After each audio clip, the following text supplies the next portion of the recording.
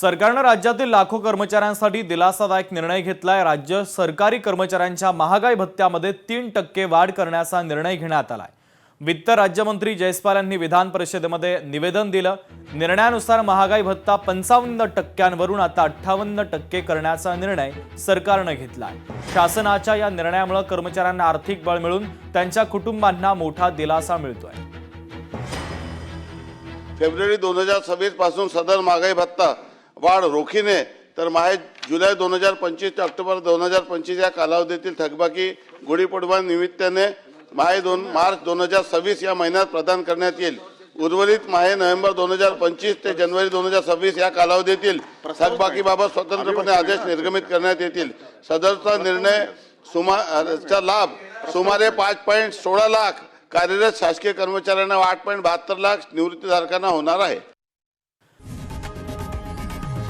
लोकशाही मराठी ऐका, पहा, जागरूक रहा।